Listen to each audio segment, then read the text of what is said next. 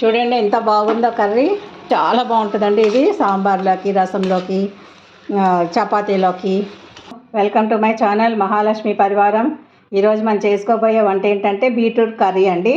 Beetroot కూరకి కావాల్సిన పదార్థాలు: అరకిలో బీట్రూట్ ఇలా కింద పైన దట్లా చివర్లో తొడిమెల తీసేసుకుని శుభ్రంగా కడుక్కొని ఇలా ముక్కలు చేసుకుని కుక్కర్లో వేసి ఉడికించుకోవాలండి. 3-4 విజిల్స్ వచ్చే వరకు.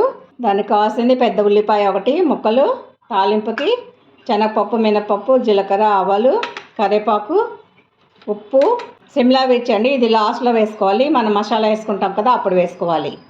కూరకి తగిన నూనె, పసుపు, కారం. దీనికి మెయిన్ వచ్చి ఈ మసాలా అండి. ఈ బీట్రూట్ కర్రీకి పచ్చిమిరపకాయలు ఎక్కువ వేసుకోవాలి, పచ్చిమిరపకాయ కారం ఎక్కువ ఉండాలి, కూర కారం తక్కువ ఉండాలి. ఇది ఇలా నూరుకోవాలండి. కొబ్బరి, వెల్లుల్లి, పచ్చిమిరపకాయ నూరుకుని పెట్టుకోవాలి మిక్సీలో వేసుకొని. అల్లం ముక్క అండి, చిన్న అల్లం ముక్క, చాలా చిన్నది తురుముకొని ఈ ఉల్లిపాయ వేగేటప్పుడు దాంట్లో వేసుకోవాలి. చాలా చిన్నది, ఒక అంగుళం ముక్క అనమాట, చాలు. దీంట్లో మెయిన్ ఈ సిమ్లా మిర్చి అండి. సిమ్లా మిర్చి వేసుకొని చూడండి, చిన్న చిన్న ముక్కలు. బీట్రూట్ ఎంత ముక్కలకు వస్తామో సిమ్లా మిర్చి కూడా అంత ముక్కలు కోసి లాస్ట్లో వేసుకోవాలి. 5-10 నిమిషాలు ఉందనగా కూర అయిపోవచ్చిందనగా అప్పుడు దింపుకునే ముందు వేసుకోవాలి. కొంచెం కచ్చా పచ్చాగా ఉంటేనే బాగుంటుంది. స్టవ్ వెలిగించుకుని కొంచెం పోయాలండి. గ్లాస్లో హాఫ్, చాలా ఎక్కువ నీళ్ళు పోయకూడదు. హాఫ్ గ్లాస్ సరిపోతుంది, చాలా పావు గ్లాస్ సరిపోతుందండి. ఎక్కువ నీళ్ళు పోస్తే దాని టేస్ట్ అంతా వెళ్ళిపోతుంది వాటర్లో. 3-4 విజిల్స్ అండి.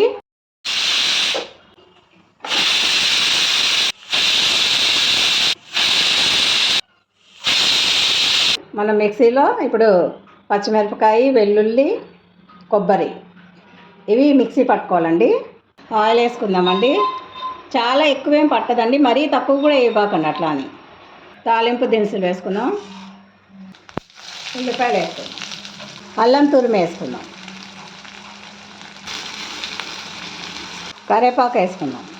చాలా మంచిదండి ఇది బీట్రూట్ కర్రీ అన్నది. ఎనిమిగ్గా ఉన్న పిల్లలకి, చిన్న పిల్లలకి, గ్రోయింగ్ స్టూడెంట్స్కి, వీక్గా ఉన్న మహిళలకి, బాగా మెనోపాజ్ వచ్చి ఆడవాళ్ళకి బాగా వీక్ అవుతారు కదండి బ్లడ్ లేక. అలాంటప్పుడు ఈ బీట్రూట్ పెడితే చాలా బాగా వస్తుంది, బ్లడ్ వస్తుంది అనమాట. కాకపోతే కొంచెం షుగర్ పేషెంట్స్ మాత్రం కొంచెం జాగ్రత్తగా ఉండాలండి ఈ బీట్రూట్ కూర తినేటప్పుడు. చూడండి, ఉడికించుకున్న ముక్కలు ఇలా ఉంటాయి. వెనకాల తోలు ఇలా పల్చగా ఉంటుందండి. ఇలా పీల్ చేసేసుకోవాలి మనం. ఇలా ఉడికినాక ఇలా ఊరికేనే వచ్చేస్తుందండి. ఇలాగా ఇలా తీసేసి ముక్కలు కోసుకుందామండి. ఈ లోపల వేగుతుంది కదండి, మిక్సీ పట్టుకున్న పేస్ట్ ఉంది కదా, పచ్చిమిరపకాయ, కొబ్బరి, వెల్లుల్లి. ఈ పేస్ట్ మనం దాంట్లో ఉల్లిపాయలో వేసి వేపించుకుందాం.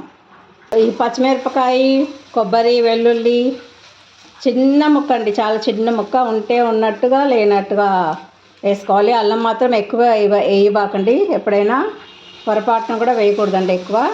పసుపు వేసుకుందామండి. కొంచెమే వేయాలండి, లైట్గా వేసుకోవాలి ఉట్టిగా.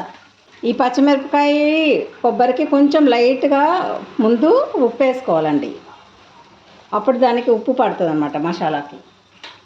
చాలా కొంచెం అండి, ఈ మసాలా వరకే ఉప్పు వేసుకోవాలి, కూరకి కాదు. ముక్కలు వేసుకున్నాక తర్వాత మళ్ళీ వేసుకోవాలి కూరకి.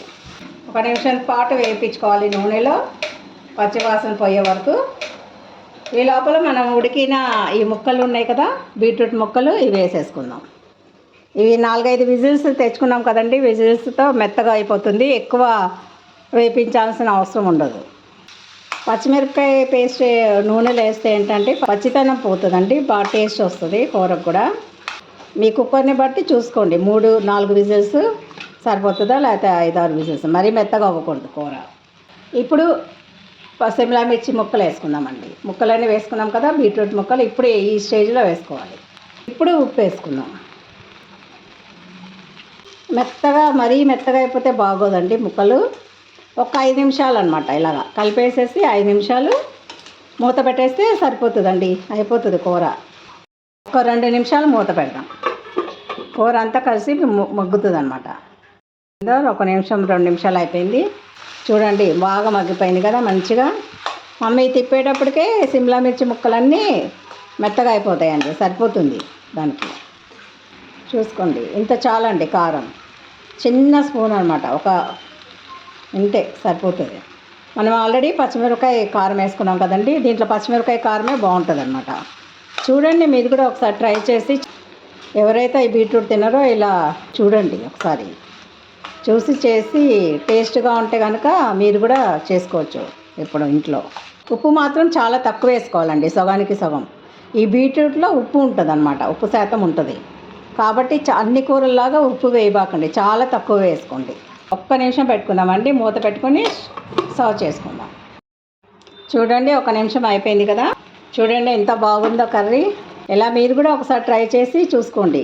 కూర చాలా టేస్టీగా ఉంటుందండి, సాంబార్లోకి, అన్నంలోకి, దేంట్లోకైనా బాగుంటుందండి. చాలా మంచిది, బ్లడ్ మేకర్ ఇది. మీకు కనుక ఈ రెసిపీ నచ్చినట్టయితే లైక్, షేర్ అండ్ సబ్స్క్రైబ్ అండి. ఓకేనండి, ఇంకో వంటతో కలుద్దాం.